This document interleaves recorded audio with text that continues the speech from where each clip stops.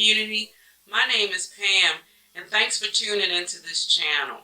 And welcome to the Colorful Friday series, where I take an opportunity to showcase one plant that I feel adds a pop of color in my collection. Now, before I show you guys the plants for this week, I'm just going to let you know offhand it is a philodendron. And I just wanted to talk about philodendrons really quick before I show you this beautiful specimen. Philodendrons are probably the #1 most common house plant in all of our households, right? And why do we love philodendrons? They're so versatile. For one, they have over 400 different species of this beautiful plant. I love the way that it can trail. I love the way that they can climb. I love the shapes and different textures and styles of the leaves. It adds a very classical look to your house depending on the type of philodendrons. And once again, if you are a beginner plant parent, it's very easy care. And so let me just get right into the philodendron that I'm showcasing today. And I hope I can get it into the screen for you guys. It really is kind of good size. But this is my philodendron golden goddess. And I just love the beautiful neon color. Isn't she beautiful, you guys? And completely full. And I do have her actually growing up on this moss pole, because if I didn't, it probably would be leaning all over the place and possibly risk the stem snapping. Now, I've had this plant, I would say, a little bit over a year, and it's really full, you guys. It initially came in this pot, Costa Farms, and it had 4 plants in this pot. I took one out, so right now, as you guys can see, it's 3 plants actually in this pot. But I took one out, and that one is doing extremely well. And I have that plant actually growing in this room, where this baby right here is just in my dining room. So one of the reasons why I did separate the plants and or take a plant out is sometimes I love just testing theories and testing things out. I wanted to actually have one plant in one type of, I guess, living condition, and have my other plant, same plant, but in a different type of conditions. And I wanted to compare the two to see if there was any changes, if there was anything special different that one of the plants would do based upon the conditions that it was living in. And I'm happy to report that both of them, this plant as well as the one that I have in here, is thriving very well, is growing very vigorously. And believe it or not, over the course of this past winter, it didn't really stop growing at all. So I'm going to show you guys these shoots, these new leaves right here. Let me see if I can get it down. See how it's covering my face. This beautiful one right here that's just about to start working its way unfurling, as well as this. Now let's just get into the care. As I made a mention, you guys, philodendrons, for your new plant parents out there, is one of the #1 plants I truly recommend, because there's so many different colors and shades, but most importantly, it's very easy care. Now let's get into the soil. The soil, of course, this is an aroid. It loves a very airy soil. So for this one, I do have regular potting mix. I would say about, actually I have like 60% potting mix in here, my regular potting mix. I just use, I believe it's, I'm sorry, I'm drawing a blank. I don't know the name of the soil that I use, but it could just be just your basic regular potting soil. It just came back to me, guys. I use just Miracle Grow. And I add perlite. For this one, I actually add 20% of perlite. But it could be 40% perlite. But in this actual blend that I did right here, is actually 20% perlite. I use 20% pumice as well in here. And it tends to like it. Like I said, it's very great with, well, perlite or pumice or any other, or even orchid bark for that matter, is very good when you want to add that extra airiness to your soil. And if you can take a look as far as the watering, you guys, I literally just let this plant tells me when it needs to water. And I actually watered it just a few minutes before I started filming this video. So you can actually see it will let you know. The leaves are kind of droopy right now, and they also curl. So you see how it's just kind of just curling. They will curl up and they will lean low. But if you give it a nice good drink, you give it a few hours, they will perk right back up. Now, as far as the light, as I made a mention, I have two separate plants growing under almost similar but different conditions. Now, they are both getting indirect bright light.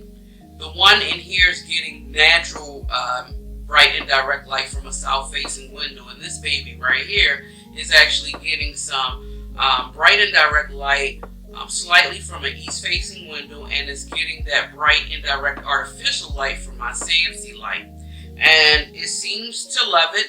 I haven't had any complaints, no dryness of the leaves, nothing is really going on with that. Now, as far as humidity, you guys, inside my home I have the average humidity, which probably would range in my home between 40 to 50% humidity. And in here as well is pretty much, I always have my humidifier in here, which does run, but I only have it set really at 40% humidity, and in both living conditions inside my actual home and in here in my sunroom, it tends to do just perfectly fine.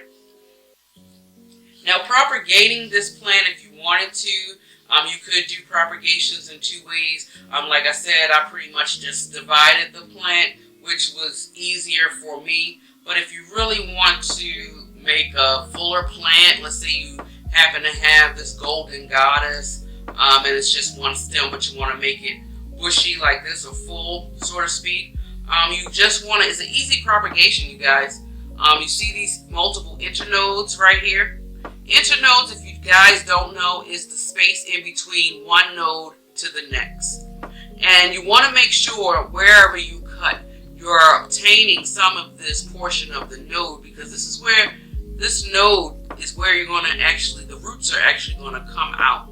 So you need this as part of your propagation. So if I wanted to, I could actually cut in between the internode and take this, and for philodendrons, for me, I stick it typically in water. Or if you use sphagnum moss, you could actually try clay pebbles, or actually pumice and water as well. That works well. But for me, I keep it as basic, as simple as possible, depending on the type of plant. Sometimes I will, my main go-to when I do propagate my plants is one, water, and then the second one would be my sphagnum moss. But for this one, because it's an upright type of plant, I would honestly just put it in some water, and then you can visually watch those roots grow. And since we're in the growing season, it probably wouldn't take long for this plant to root. Anyway, I would probably say maybe 2, maybe 3 weeks you should start seeing some roots. And then you really don't want to even start putting it into a planting soil, you guys, or potting medium, until you actually get at least 2 inches of root growth on your propagation. But I don't really plan on actually chopping and propping this. As you guys can see, it's already 3 plants in here, and it's very full, it's very long, it's growing. I actually need to, this is just one of the moss poles. I got one of those moss poles where you can, you know, keep adding them inside the top here. So as you can see, it's already grown past this first portion section of my moss pole. So I probably will connect another piece to encourage it to grow up even more. But if you have this as part of your collection and in your sea of dark green, this color, this neon color, will really, it just really brings it, everything together, it ties it all together, it brings everything out. And I don't know, it's just one of my most favorite plants, and it's rewarded me with so much growth, you guys. And like I said, I had this plant a little over a year, and it hasn't given me any issues or anything like that. Now, as far as pests, I haven't had any issues with this plant, but keep in mind that we can get average household pests on plants, on this particular plant, such as your mealybugs and spider mites. I want to say it's probably my 2 common pests if I do happen to get one, or any of my philodendron collection. But a quick way to avoid that, you guys, from that occurring, what I really do for this one, since it's tall and robust, I really, once from time to time, I do spray it down. Spray it down with water. And I just do it really in my kitchen sink. My sink is kind of deep and I have the sprayer, and I give it a good rinse, and then I may use, depending on if I see some kind of situation or preventative measures sometimes. Don't do it every time I spray my plants down, but I do it maybe like quarterly throughout the year. I spray it down with my insecticidal soap, give it a good wash down, rinse, and then I'll finish it off with using my neem oil solution. And it tends to be okay. Now, one thing that I did notice about this plant, and I'm not quite sure if that's a common thing with all philodendrons. I don't think it is. I really haven't had that experience. But if you do happen to have a philodendron plant and you notice that you may feel like some stickiness under the leaves, this plant will develop its own secretions or sap of some kind, which may be sticky. And I guess in the wild, it may be a preventative measure for this plant's survival mechanism as well, as it would bring the healthy insects to this plant to help protect it. So I haven't really seen any issues with that, whatever that sticky solution that usually be on the back of the leaves. And sometimes you may actually see it somewhere or feel it actually when this peels off the newness of the, I guess, the growth of the, I really don't know what this is called right here. If you guys happen to know exactly what this is, please comment below. Like I mentioned before, this channel is about knowledge and growing together as a plant community. But yeah, I usually just see it with the new growth and just occasionally underneath the leaves. But one more look, you guys. I mean, this is just, if green is your favorite color and the different shades of green is your favorite color, then this definitely is the plant for you. It's beautiful. I mean, just look at that. I mean, look at that. You can barely see my face. It looks like I'm just in the midst of this beautiful light green jungle. And I just love it. So yeah, guys, that pretty much sums up this video. And remember, you guys, if you love foliage as much as I do and you love listening to planting things, you know what to do. Hit that subscribe button, give me a thumbs up, give me a thumbs down. I appreciate any support you guys can give me. And enjoy your day wherever you are in the world. And until next time, guys, much love.